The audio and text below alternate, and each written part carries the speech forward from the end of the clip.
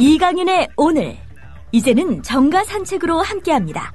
정치권 동향 생생하게 풀어드릴 분은요. 네, 한국일보 양정대 기자, 안녕하세요. 네, 안녕하세요. 자, 문재인 새정년 대표 요 며칠 아주 강한 드라이브, 결기가 느껴지던데 결국 자기 주변 인사들의 총선 불출마 카드까지 꺼내면서 당내 상황 정리, 진두지휘하는 모습이에요. 예, 그렇습니다. 오늘 문재인 대표가 한명숙 전 총리 쪽에 간접적으로 탈당을 요구를 했고요. 예, 당적 정리하겠다고 그러던데. 한 전 총리 쪽에서도 이 당적을 정리하겠다는 뜻을 표한 걸요. 그렇게 지금 전해지고 있습니다. 예.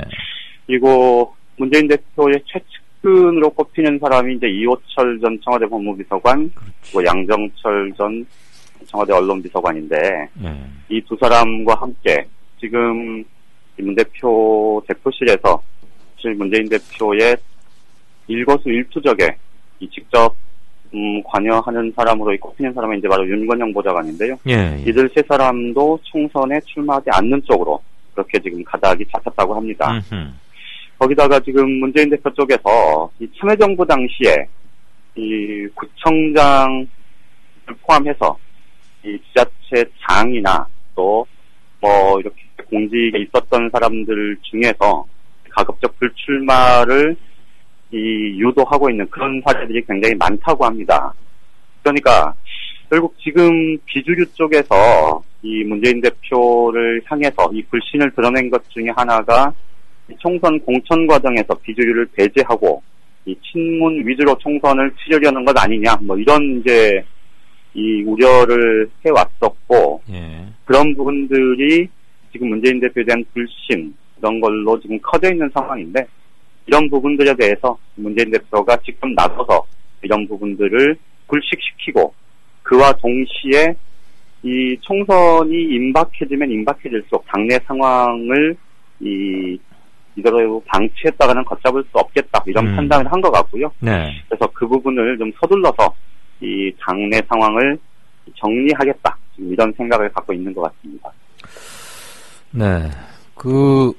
뭐 이른바 아까 언급하신 뭐 이호철, 양정철, 윤건영 등은 언젠가 지난번에 문재인 당대표 되고 나서도 저 측근에서 배제하고 뭐 업무 빼고 대선 캠프 꾸릴 때도 대선 캠프 꾸릴 때도 왔고, 아무튼 특히 양정철 씨는 조중동한테 아주 뭐 털이 딱 박혀가지고 어디 뭐 하는가 쳐다보고 막 그렇죠. 어쨌거나 이거는 당내외 상당한 압박 내지는 여론의 흐름을 돌리는데 일정 부분 역할을 할 수 있을 것 같긴 하네요.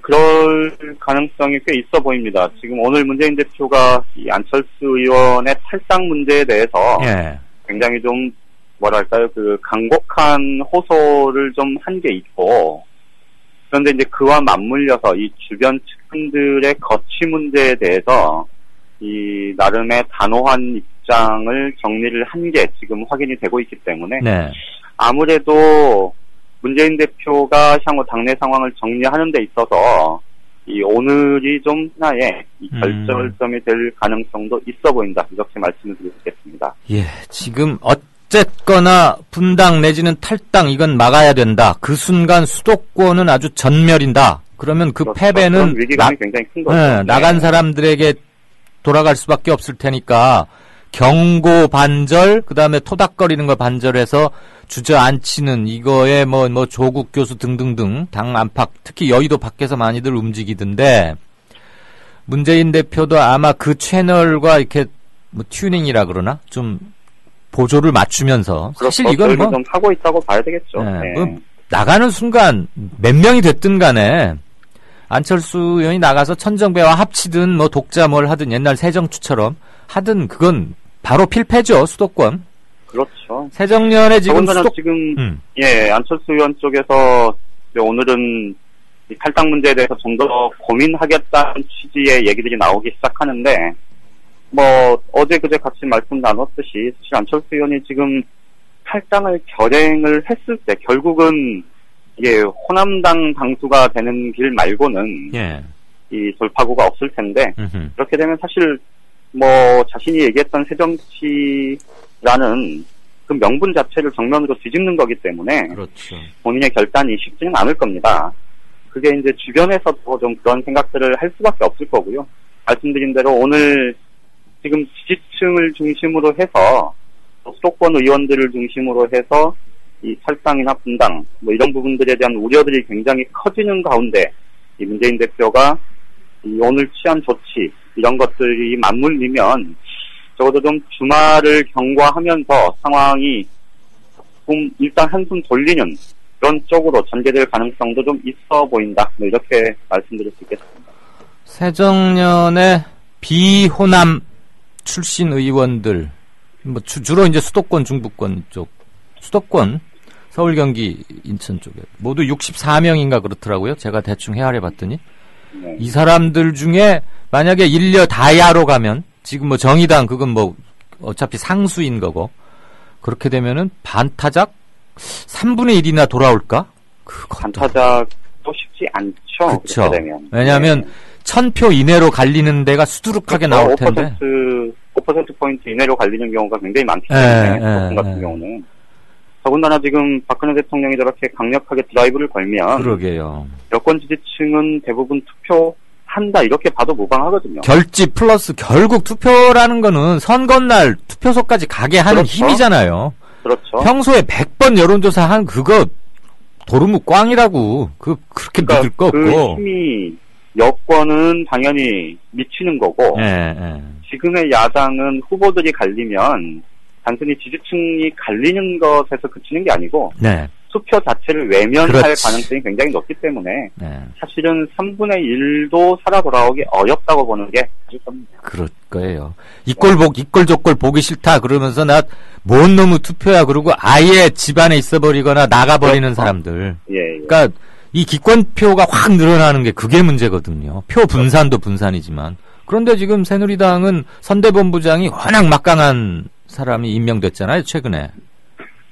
네? 그 임명된 게 아니고 본인 스스로 자발적 취임입니까? 아무튼 간에. 네. 뭐 잔다르크 또는 뭐 선거의 여왕 이러시니까. 정신들 차려야 할 겁니다. 그런데 죽을 줄 뻔히 알면서 기름을 지고 불서프로에 들어가겠나. 전 막판에 결국 안철수 의원 탈당하지 않을 거라고 보는데 양 기자는 어떻게 봐요? 뭐 저는 계속 말씀드렸듯이 탈당 가능성은 높지는 않을 것 같습니다. 알았어요. 그럼 문제는 근데 이제 이게 그 박원순 서울시장 선거 때도 그랬고 특히 2012년 대통령 선거 때 이 후보를 안철수 의원 본인은 이 기자회견을 통해서 내가 몇 번 계속 양보하면서 당의 이 진영의 단합을 도모해왔다 뭐 이렇게 얘기를 했지만 실제 선거 과정에서는 오히려 뭐 선거운동을 하는 거야 마는 거야 라는 얘기가 나올 정도로 굉장히 좀 소극적이었다는 비판을 피하기 어려운 상황들이 꽤 있었지 않습니까? 그랬죠. 아마 이번 총선 다음 총선도 그런 식으로 또 흘러갈 가능성, 그러니까 당에 남아있더라도 오히려 또 그것도 좀 골칫거리 아닐까 싶기도 하네요. 그러니까 백의종군, 말 그대로 백의 종군은 안 하고 백의만 입고 있을지도 몰라요. 그나저나 뭐 탈당 안 할 걸로 보니까 내기거리는 안 되겠고 다음 질문이나 하십시다. 자, 오늘 국회 정의와 의장 선거구 획정 이렇게 지지부진할 거면 내가 의장 직권으로 상정해버리겠다 이러면서 아주 여야 혼꾸녕을 좀 냈어요. 결기가 상당합니다. 정의와 의장. 뭐 국회의장 입장에서는 당연한 얘기를 한 건데요. 일단 15일이면 이제 예비후보 등록이 시작되기 때문에 뭐 청취자분들이 하도 뉴스를 많이 들으셔서 아시겠지만 지금 이제 선거구별 인구 편차를 2대1 이하로 이제 좁혀야 되는데 이게 헌법재판소가 정해놓은 시한이 12월 말까지 아닙니까? 그러니까 12월 말일까지 선거구 획정이 다시 이루어지지 않으면 기존 선거구 자체가 전부 무효가 되기 때문에 이게 그 이후 이제 상황이 굉장히 복잡해집니다. 그러니까 이제 국회 입장에서는 특히 이제 국회를 책임지고 있는 국회 수장 입장에서는 어쨌든 이 위법한 상황을 방치할 수는 없고 그러니 이제 직권상정 가능성까지 내비치긴 했는데요. 그러면 이제 특단의 대책을 내놓을 수 있다. 뭐 이런 얘기를 했습니다. 그게 이제 구체적으로 어떤 건지는 뭐 얘기는 안 했는데, 어쨌든 여야가 빨리 선거구 획정을 해야 되는 건 뭐 당연한 일이고요. 다만 지금 여야가 현재 300명 정도로 지금 현재 300명 의원 정수. 의원 정수를 300명 이상으로 늘리지 않는다는 수준 이외에는 지금 여야가 전혀 합의점을 찾지 못하고 있는데 대체로 지난번 의견이 접혀졌던 거 그러니까 7명 비례 줄이고 뭐 그렇죠. 비례대표를 일부 줄이고 지역구 의석 수를 늘려서 이 농어촌 대표성을 뭐 축소를 좀 최소화하고 대신 비례대표를 줄이는 대신에 그 비례대표의 선출 방식을 그 연동형으로 그러니까 득표수에 연동해서 비례대표가 결정될 수 있는 방안으로 좀 가는 쪽 이렇게 지금 구상을 이 정의화 국회의장이 하고 있다는 게 정설인 것 같습니다. 네. 그렇다고 하면 결국은 어떻게 보면 좀 가장 뭐 현재로서는 그러니까 그 자체가 옳으냐 그러냐는 혹은 뭐 가치 판단을 떠난다면 지금 현재 여야가 결국은 이 양보와 타협을 통해서 내놓을 수 있는 이 나름의 합리적인 수준 정도가 아닐까 싶습니다. 지금 여야 원내대표가 12일 날 간판을 짓겠다 뭐 이렇게 얘기를 했는데요. 뭐 간판이 될지 어쩔지 모르겠는데 어쨌든 지금 시한은 촉박하고 그래서 조만간에 뭐 여야가 만나면 그 정의화 국회의장이 얘기한 그런 방향 쪽으로 가닥이 잡힐 가능성이 꽤 있어 보인다고 말씀드릴 수 있겠습니다. 예. 뭐 이제는 뭐 죽은 자식 모어 만지기지만 한때 새정년에서 냈던 안 중에 3석 늘려가지고 303석으로 정원을 3명 늘리고 비례대표는 이대로 두고 농어촌 없어질 거 그거를 일이 할당하고 그다음에 수도권에서 분구될 수 있는 것도 조정을 해서 안 늘리고 하자. 차라리 지금 생각하면 그게 제일 그나마 안 그래도 비례대표를 권역별로 해야 된다 연동형 이거를 못해서 지금 정의당은 저렇게 단식하고 날리고 여론이 소재는 확인이 됐는데도 불구하고 비례를 7석 줄이겠다는데 결국 여야가 일단 잠정 합의를 했다는 거 정말 절망적이에요. 그런 점에서 19대 국회는 최악의 국회다라는 오늘 정의화 국회의장의 경고 저는 일정 부분 의미가 있다고 생각이 들더라고요. 네네.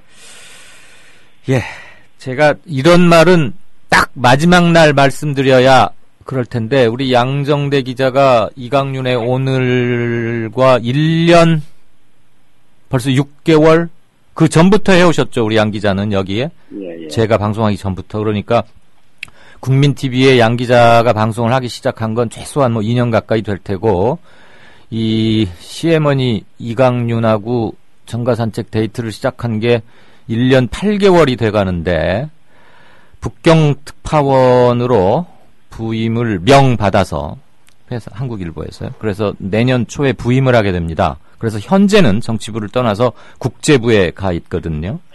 통상 특파원들은 특파원명을 받으면 업무가 바뀌기 때문에 국제부에 가서 근무를 하게 됩니다. 그런데도 양 기자하고 갑작스럽게 이렇게 끊는 것은 좀 그렇고 또 걸출한 양정대 청출 어람 후임자를 구하고 있는데 그게 참 쉽지가 않아서 국제부에 가 있는데도 정가산책은 진행하고 있다는 것은 우리 청취자분들이 좀 알아주셨으면 좋겠네요. 구할 때까지입니다. 양 기자. 그게 아마 제가 다음 주면 또 좀 며칠 어려울 수도 있어서 그건 따로 얘기합시다. 아무튼 네네. 구할 때까지입니다. 그건 청취자 여러분들하고 약속하기 위해서 제가 지금 공개해버린 겁니다. 자, 좋은 특파원 가서 좋은 기사 많이 써주시고 가기 전날까지는 정가산책 식구라는 거 잊지 마시고요. 오늘 잘 들었습니다. 여보세요? 네네네. 잘 들었다고요 오늘. 네. 고맙습니다. 지금까지 정가산책 한국일보 양정대 기자였습니다. 조선일보가 일제에 벌이는 거룩한 전쟁에 참여하라고 해서 내 학도병으로 지원했다가 죽을 뻔했다우. 6.25 때 조선일보가 국군이 연전연승하고 있다고 해서 넋놓고 있었죠. 근데 밤새 인민군이 서울을 함락시키고 후퇴할 때는 남편을 잡아갔어요. 진작 피난할걸. 조선일보에서 외환 위기는 없다며 설레발 떨었는데 그걸 바보같이 믿었어요. 그래서 사업에 실패했습니다.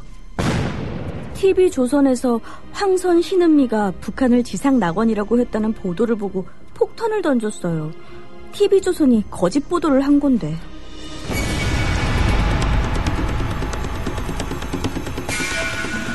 이런 조선일보가 여전히 신문시장 1위를 독점하고 있습니다.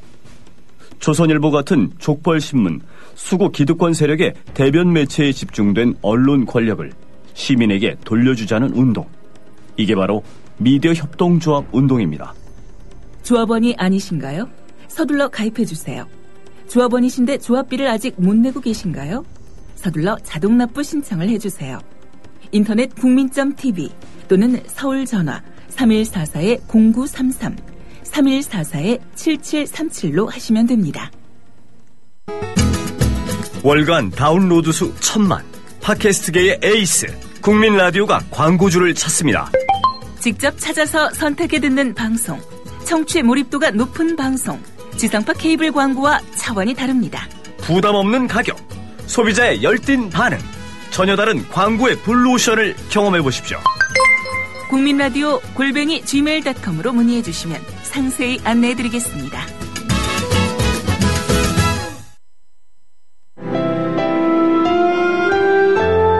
주장이 질서를 만나면 아름다워집니다. 주장이 화해를 만나면 힘이 생깁니다. 주장이 감동을 만나면 희망이 됩니다. 주장이 배려를 만나면 마음을 움직입니다. 마음을 움직이는 힘, 배려에서 시작됩니다. 한국방송광고공사 공익광고협의회. 많이 힘들어. 많이 힘들어? 우울해.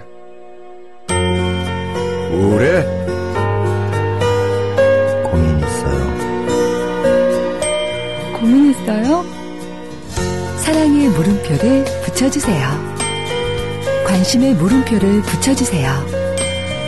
힘들어하는 이들이 혼자가 아님을 알 수 있도록 지금 말을 걸어주세요. 당신의 물음표 하나가 생명을 살릴 수 있습니다. 공익광고협의회.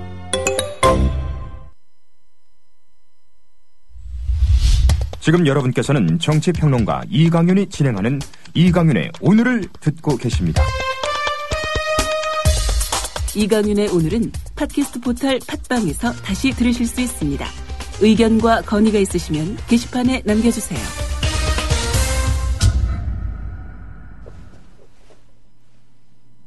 네, 경제뉴스 브리핑 들으시죠. 한국경제TV 이인철 기자, 안녕하세요. 예, 안녕하세요. 우리 이 기자님은 어디 특파원 나가시지 않죠? 예, 그렇습니다. 통상 이 시간 늘 이제 정가 산책, 정치권 뉴스, 그 다음에 경제 뉴스를 듣는데요. 오랫동안 저와 함께 호흡을 맞춰왔던 한국일보 정치부 기자가 베이징 특파원으로 가서 이제 못하게 돼서 그 후임 때문에 안 그래도 얘기를 좀 하다가 그랬습니다. 워낙 유능하신 분들이라 특파원 나가면 뭐 방송 더 해달라고 할 수가 없죠, 저희가. 자, 한국은행 오늘 역시 기준금리 또 6달째 동결했네요. 그렇습니다. 한국은행이 오늘 금융통화위원회를 열었는데요. 만장일치였습니다. 네. 현재 연 1.5%로 이제 6개월 연속 동결을 했는데요. 뭐 이변은 없었죠. 뭐 이미 여러 가지 이제 요인이 나오고 있습니다. 일단 국내 경기만을 놓고 보면 수출은 다소 부진합니다. 근데 이제 내수를 중심으로 해서 회복세를 보이고 있고요. 또 그동안 이제 올해도 3월, 6월 두 차례 금리 인하했고, 그리고 이제 지난해부터 이제 인하한 것을 포함하게 되면 한 뭐 1년여에 거쳐서 이제 4차례 인하했으니까 네. 그동안 단행됐던 금리 인하 효과를 좀 지켜보자라는 겁니다. 그리고 가장 중요한 변수가 있죠. 이제 다음 주입니다. 15, 16 현지 시간으로 이제 미국이 공개시장위원회 회의가 열리는데 뭐 금리 인상은 뭐 기정사실하면서도 과연 어떤 이 스탠스를 가지고 갈 건지 그리고 네. 금융시장의 반응이 어떤지를 좀 보겠다는 겁니다. 다만 이제 이 총재가 오늘 기자간담회에서 다소 우려했던 것은 이 글로벌 경기 회복세가 다소 미약하다라는 점, 예. 그리고 국제 유가가 너무 많이 떨어져서 이게 경기 하방 리스크가 될 수도 있다라는 점을 좀 우려를 표명을 했습니다. 예. 자, 미국이 이달 중에 뭐 금리 올릴 것은 거의 확실시 보이는데 그렇다고 해서 곧바로 우리 한국은행도 금리를 올리는 건 아니다라고 힘주어 강조했죠. 그렇습니다. 지금 일단 내년부터 대출 규제를 옥죄겠다라고 이제 하니까 벌써 이 시중금리 오름세입니다. 그래서 이 심리적인 이 오름세를 좀 차단하겠다라는 의도가 엿보이는데요. 네. 오늘 이 총재가 미국 연방준비제도의사회가 이제 미국 금리를 이제 올린다고 하더라도 곧바로 한은의 이 금리 인상으로 이어지는 것은 아니다라고 이제 직접적으로 얘기를 한 겁니다. 그렇게 되면 앞으로 이제 어떤 변수를 좀 중점적으로 점검해 볼 거냐. 한은은 일단 미국의 금리 인상한 이후에 글로벌 금융시장의 동향, 그리고 이제 선진국 경기입니다. 이런 이제 대외 변수를 좀 지켜보고요. 이에 따른 이제 금융시장 상황 등을 감안해서 금리를 결정하겠다라는 겁니다. 네. 그리고 이제 금리 인상 이후에 만에 하나 이제 금융시장이 불안해진다면 한은도 시중 유동성을 여유 있게 관리하겠지만 또 적절한 정부와 협의를 거쳐서 적절한 조치를 취하겠다라고 언급을 했는데요. 어쨌든 이 총재가 얘기한 전반적인 통화 정책의 기조는 단기적으로 이제 경기를 부양하는 방식보다는 이제 성장 잠재력을 좀 키우는 쪽으로 포커스를 좀 맞춰가겠다라는 의견을 내비쳤습니다. 예. 미국 금리 인상하니까 결국 우리도 따라갈 것 같고 그래서 실질적으로 시장에서 실질금리는 벌써 인상 쪽으로 조금 방향을 트는 듯하다 이 말씀이시죠? 그렇습니다. 김수영의 시 중에 아마 바람보다 빨리 눕고 바람보다 빨리 일어선다 그런 귀절이 있는 것 같은데 시장 참여자들 특히 금융시장 참여자들은 정말 심리적 대응이 빠르군요. 이미 시중은행들이 이제 예금 금리를 높이는 특판 금리를 이제 내놓고 있거든요. 그래서 이제 금리 인상에 미국의 금리 인상에 발맞춰서 이제 선제적으로 조달 금리나 이제 예금 금리, 대출 금리를 조금씩 인상을 하는 분위기입니다. 그렇게 미리미리 선제적 대응을 해야 살아남을 수 있거나 뒤처지지 않는다 이런 거의 반영이겠죠, 물론. 그렇습니다. 네, 정부가 오늘 저출산 고령화 제3차 기본계획 확정했죠. 그렇습니다. 지금 수십 년간 수백조 원의 이제 돈을 투입을 했지만 사실 저출산은 극복되지 않고 있죠. 이 출산, 아이를 낳는다는 건 보통 이제 낳는다라기보다 이제 기르고 교육시키고 키우고 장가 보내고 이런 게 연계가 돼야 되는데요. 네. 지금 정부가 이제 제3차입니다. 오늘 청와대에서 박근혜 대통령 주재로 저출산 고령화 사위위원회 제3차 기본계획을 확정했는데 사실 내년부터 이제 2020년까지 이 5개년 동안 적용될 3차 기본계획은 장기 목표로 가기 위한 어떤 브릿지 역할, 교두보 역할을 하긴다라는 의미에서 브릿지 플랜 2020으로 명명을 했습니다. 네. 골자는 이 저출산 고령화 해소를 위해서 내년부터 2020년까지 5년 동안 무려 231조 5천억 원의 예산을 투입하겠다라는 겁니다. 이렇게 되면 사실 지난해 기준 우리나라의 출산율은 1.21명입니다. 네. 그래서 이제 전 세계에서도 이제 저출산 국가로 꼽히고 있는 상황인데 이것을 2020년까지는 1.5명으로 올리게 되면 일단 초저출산 국가는 탈피하지 않겠느냐. 그리고 2030년 가서는 1.7명으로 그리고 2045년 가서는 한 2.1명 그러니까 2명이 결혼해서 2명 이상을 낳는 2.1명 수준으로 끌어올리겠다라는 거고요. 그리고 이제 노인 빈곤율도 심각한데요. 은퇴하고 나서 2명 중 1명이 지금은 노인 빈곤율입니다. 그러니까 이 49.6%에 달하는 노인 빈곤율도 앞으로 단계적으로 39%까지 낮추겠다라는 게 핵심입니다. 그렇군요. 200 몇십 조라는데 당장 보육 대통령 공약이기도 했던 누리과정은 내년 예산안에서 싹 빠져버리고 말이죠. 이런 게 설득력이 있을까 싶은데.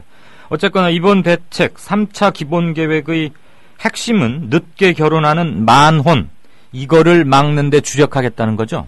그렇습니다. 지금 출산을 이제 늦추는 이유, 결혼도 늦어지고 있다라는 게 근본 원인이 아니냐라는 겁니다. 그러니까 심각한 저출산의 원인을 이 만혼, 아예 늦게 결혼하거나, 그리고 아예 결혼을 하지 않는 이런 사람들을 대상으로 해서 이걸 어떻게 하면 해소할 것인가에 주력하겠다라는 겁니다.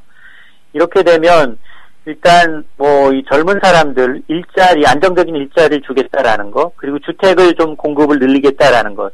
여기다 만약 아이를 낳을 경우에 이제 육아휴직이라든가 여러 가지 이제 보육 대책을 내놓고, 그리고 아이들이 안심하고 맡길 수 있는 여러 가지 이제 어린이집을 많이 이제 확대하겠다라는 데 비용이 다 들어가는데요. 네. 우선 일자리는 이 청년 일자리 창출, 이거는 일자리와 연계된 거긴 합니다. 앞으로 5년 동안 37만 개 정도를 만들어내겠다. 그리고 이제 신혼부부, 젊은 부분들한테 특화된 이른바 이제 민간 임대주택이죠. 뉴스테이. 2017년까지 6만 호 공급을 하고요. 그리고 13만 호에 달하는 전월세 임대주택을 젊은 부부들한테 특화되게 공급을 하겠다는 내용이 포함이 되어 있고요. 그리고 일하는 워킹맘의 이제 출산을 장려하기 위해서 육아휴직, 그리고 육아기 근로시간 단축 등을 적극으로 권장하겠다라는 내용도 포함이 되어 있습니다. 또 하나가 지금 아마 어린이집, 이 어린이집 경쟁률이 굉장히 심합니다. 그렇죠. 특히나 이제 국공립의 경우에는 더욱더 그런데요. 이 맞벌이 부부가 안심하고 아이를 맡길 수 있도록 지금 어린이집 비율 한 28% 수준인데요. 네. 이 비율을 2020년까지 이제 국공립이나 공공형이나 직장 어린이집을 한 37%까지 늘리겠다라는 내용이 포함이 되어 있습니다. 요즘 국공립 어린이집 추첨으로 들어가는데 당첨되면은 그 아이 효자, 효녀, 효자, 손주 이렇게 부른다고 할머니들이 그런다고 그러대요. 자, 올해 직장인들 이거 좀 우울한 소식일 텐데 연말 보너스 기대하기 점점 힘들 것 같다 이 얘기죠? 그렇습니다. 지금 기업 10곳 가운데 6곳 정도는 연말 보너스 지급 계획이 없다라는 겁니다. 온라인 취업 포탈 이 사람인의 조사인데요. 기업 940여 곳을 대상으로서 설문조사를 했습니다. 조사해보니까 조사 대상 64.6%, 그러니까 65%가 올해 연말 보너스 지급 계획이 없다라는 겁니다. 기업 이 형태를 불러보니까 중소기업이 65%가 보너스 지급 계획이 없고요. 대기업은 55%가 이번 연말에는 특별 성과급을 지급하지 않겠다라는 겁니다. 응답한 기업들 대부분이 왜 그러냐 그랬더니 지급 규정이 따로 없다라는 응답이 가장 많았고요. 두 번째가 회사 재정 상태가 좋지 않다. 그리고 세 번째가 경영 실적이 너무 악화되고 있다라는 점을 들고 있습니다. 네. 어쨌든 이 보너스 지급할 예정 기업들도 일부 있는데요. 1인당 지급액을 보니까 호불호가 엇갈리는데요. 평균 214만 원입니다. 대부분은 사실 연말 이 보너스 이제 이 대기업들은 이 정례화하고 있기 때문에 이건 것들이 좀 반영된 게 아닌가 싶습니다. 그 사내 유보금으로 쌓아두고 있는 게 총 750조는 될 거다. 그런 얘기도 들은 것 같은데 그거는 물론 한 10대 재벌? 10대 대기업 그 사람들만 얘기입니까? 사내 유보금은 절반 이상은 대부분 삼성, 현대차가 갖고 있습니다. 근데 이제 유보금이라고 해서 전부 다 현금을 갖고 있는 게 아니라 자산으로 갖고 있는 것도 있기 때문에 당장 그것을 이제 보너스나 연말 성과급으로 쓰지는 않죠. 이제 기업 입장에서는 비상 탄환 정도로 이거보다 더 어려워질 것을 대비해서 아니면은 이 M&A나 투자를 쪽으로 이제 포커스를 맞추고 있기 때문에 당장 그게 임금으로 아니면 보너스로 지급될 여지는 좀 없어 보입니다. 그래요? 그런데 또 근로자들 입장에서는 그렇게 고간에 많이 쌓아뒀다면서 왜 보너스는 안 주나 그런 말도 할 것 같아서 말이죠. 자, 온라인을 통한 화장품 수출. 한국 화장품이 좋긴 좋은 모양이군요. 최근 급증하고 있다고요? 지금 수출이 11개월 연속 뒷걸음질을 치고 있는데요. 그나마 이제 한류 열풍으로 화장품 수출은 오프라인, 온라인 전부 늘고 있다는 겁니다. 통계청이 이 온라인 쇼핑 수출 수출입 통계를 내놨는데요. 올 1월부터 9월까지 온라인 쇼핑을 통한 수출액 가운데 화장품이 무려 3,969억 원입니다. 전체 수출의 절반입니다. 50.3%. 와. 이게 1년 전과 비교하면 무려 143%가 급증한 겁니다. 국가별로 보면 중국의 영향이 가장 큰데요. 이 국가별 온라인 쇼핑액 누계를 봤더니 중국이 4,942억 원으로 1년 전보다 164%가 늘었고요. 미국으로도 71%가 증가한 1,200억 원을 수출한 겁니다. 반면에 이제 일본, EU의 경우에는 각각이 좀 줄어든 것으로 나타나고 있는데요. 어쨌든 이걸 보게 되면 이 화장품은 지금 이 굉장히 대기업들, IT 기업들조차도 이 굉장히 뛰어드는 부분이긴 한데요. 원래 증시에서 최대 화두가 뭐냐? 바로 이제 한미약품을 위주로 한 바이오 의약 업체들. 네. 그리고 두 번째가 바로 이 중국의 중국 그들을 겨냥한 이 화장품 업체들. 이른바 이제 아모레퍼시픽의 경우에는 뭐 황제주로 등극하면서 그야말로 이제 내년까지도 굉장히 그 수혜가 예상된다라는 분석이 잇따르고 있습니다. 잘 알겠습니다. 한국 화장품이 그렇게 강점이 있고 중국 사람들이 특히 좋아하군요. 네, 지금까지 경제뉴스 브리핑 한국경제TV의 이인철 기자였습니다. 고맙습니다. 네, 감사합니다. 제주 문홍현 노지 한라봉 판매합니다. 여수 돌산 갓김치 팔아요. 안동 산골에 맛있는 사과를 소개합니다. 거금도에서 직접 키운 전복을 직거래로 가져가십시오. 속리산 문장대 아래 청정지역에서 재배한 콩으로 만든 청국장 맛보세요. 거창 민들레 사과 어떠세요? 광천 특산품 광천김 끝내줍니다. 정직하고도 유익한 특산품 멀리서 찾지 마세요. 지금 국민TV 홈페이지 홍보마당 사업홍보 게시판에 펼쳐 있습니다. 파실 분 사실 분 함께 어우러진 행복한 상생의 장 여러분을 초대합니다. 국민.tv 홍보마당 사업홍보 게시판 지금 들러주세요.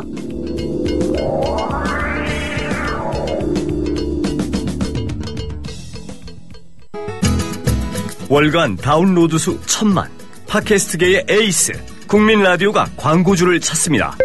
직접 찾아서 선택해 듣는 방송, 청취 몰입도가 높은 방송, 지상파 케이블 광고와 차원이 다릅니다. 부담 없는 가격, 소비자의 열띤 반응, 전혀 다른 광고의 블루오션을 경험해 보십시오. 국민라디오 @gmail.com으로 문의해 주시면 상세히 안내해 드리겠습니다. 네, 6시 9분 40초 막 돼갑니다. 아까 소개 못한 댓글 중에 몇 개 골라서 말씀드리고 바나나 이야기를 좀 해볼까 합니다. 그런데 이걸 뉴스 행간으로 처리하긴 뭐해서 뉴스 행간이라는 소 타이틀은 붙이지 않겠고요. CCT6206님 아주 굉장히 중요한 의미와 학문적, 정치적, 사회적으로 아주 중요한 족적을 남긴 학자죠. 언어 철학자 비트겐슈타인, 루드비히 비트겐슈타인의 얘기를 올려주셨네요. 나의 언어의 한계가 나의 세계의 한계다.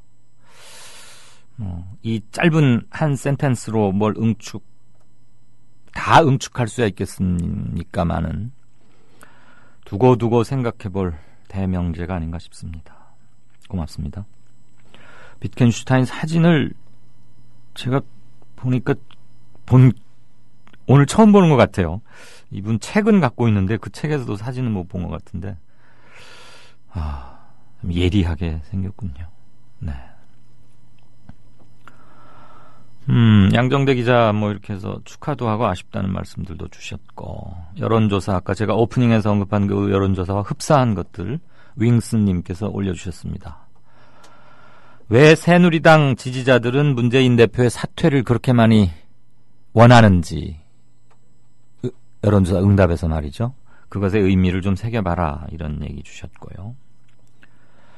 어제 토론, 쟁점 토론 제1야당 이거 어디로 가나 이제 그거 짚어봤는데 보신 분들 느끼셨겠지만 비교적 최근 했던 토론들 중에서 가장 열띠었고 좀 들으시면서 보시면서 카타르시스도 좀 느끼지 않았을까. 무엇보다도 논리와 비논리가 부딪혔을 때 어떻게 되나를 잘 볼 수 있는 토론이었다고 사회를 본 저의 입장에서는 그런 생각이 들었는데 서화숙, 고재열 역시 명불허전이었다 이런 생각도 들었고 서양호 씨도 나름대로 분전했고요.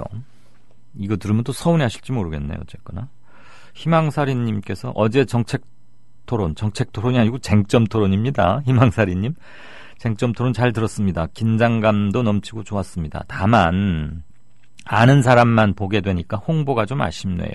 이게 이제 우리 매체 파워이기도 하죠.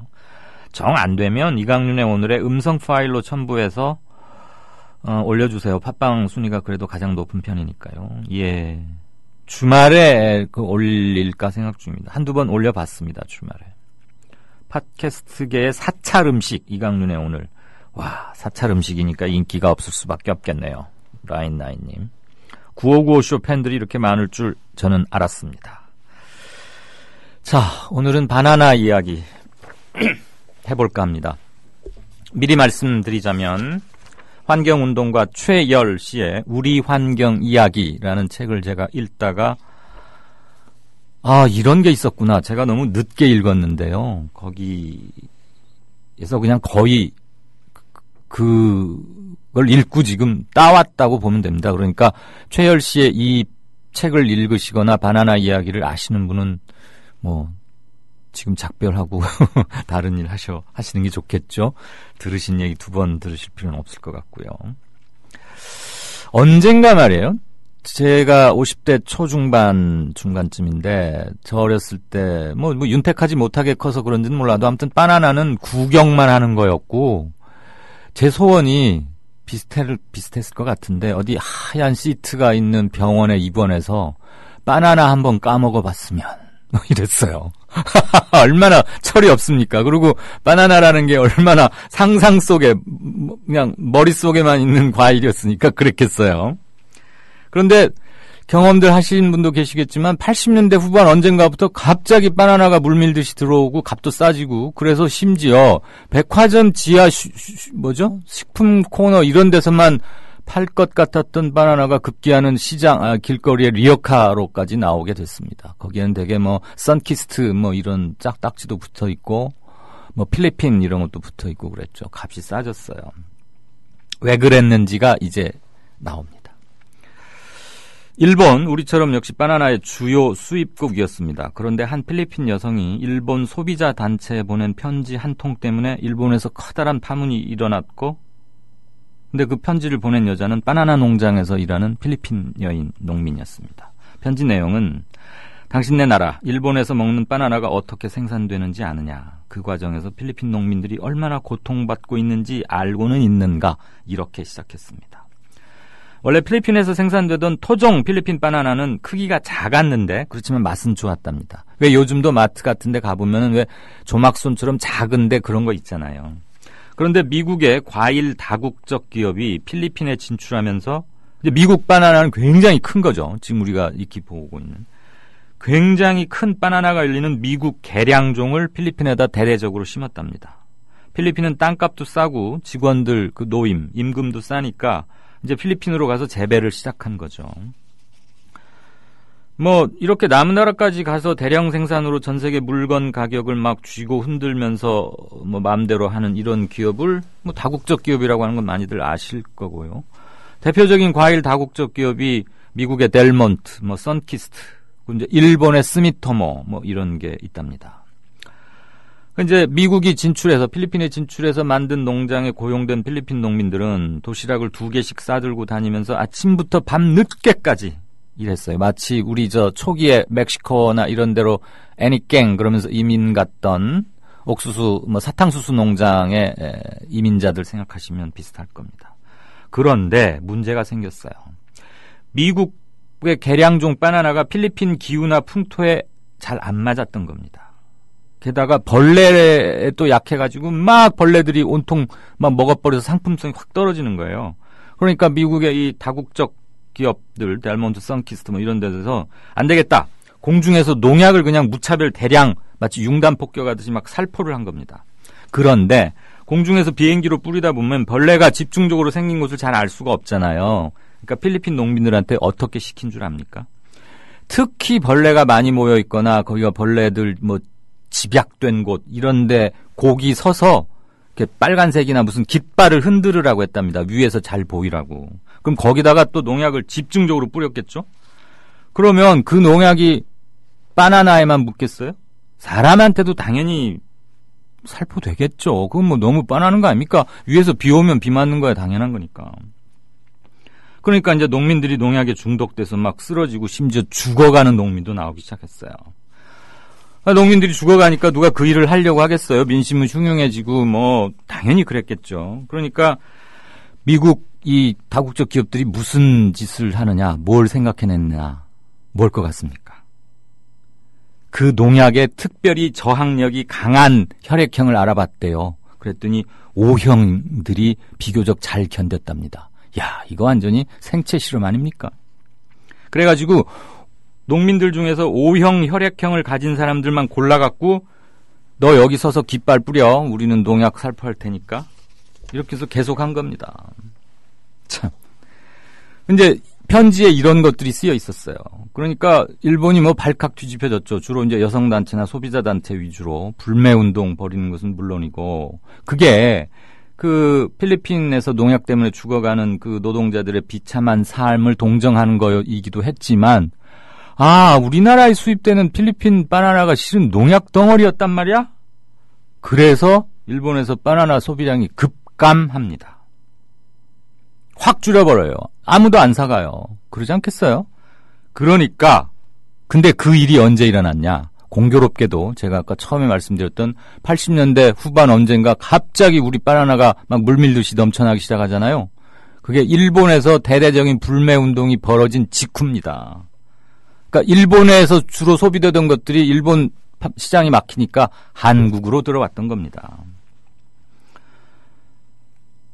우리로서는 저 같은 철부지가 이번에서 바나나 하나 먹어봤으면 이라고 생각했던 사람이 대한민국에 저 혼자겠습니까? 그 틈에 그냥 옳다. 한국에 팔아먹자. 이렇게 돼서 일본에서 주로 팔리던 게 대부분 한국으로 왔죠. 근데 바나나는 원래 사과나 배보다 훨씬 빨리 부패가 진행된답니다.